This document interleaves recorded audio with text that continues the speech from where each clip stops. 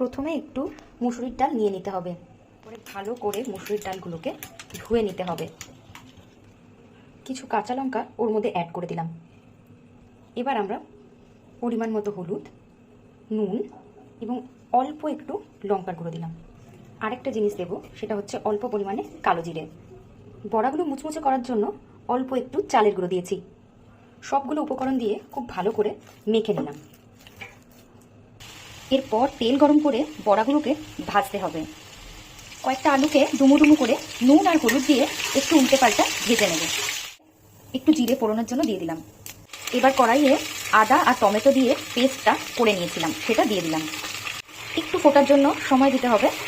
এটার মধ্যে হলুদ গুঁড়ো, জিরে গুঁড়ো, ধনে গুঁড়ো, অল্প লঙ্কা গুঁড়ো এবং স্বাদ মতো নুন দিয়ে দেবো। মশলাটাকে মিডিয়াম আঁচে রেখে একটু ফুটতে দেবো। ভেজে রাখা আলুগুলোকে এর মধ্যে দিয়ে দিলাম এবং একটু কষাতে দিতে হবে। এবার বড়াগুলোকে কষানির মধ্যে দিয়ে দিলাম। ভালো করে নেড়ে চেড়ে নিতে হবে। পরিমাণ মতো জল দিয়ে দিলাম। তরকারিটাকে এবার ফুটতে সময় দিতে হবে, একটু চাপা দিয়ে রাখতে হবে। এবার একটু ভালো করে নেড়ে চেড়ে নামিয়ে নেব। ব্যাস, তৈরি আমাদের আজকে নিরামিষ ডিশ। নিরামিষ দিনে কিন্তু দারুণ লাগে এই তরকারিটা খেতে।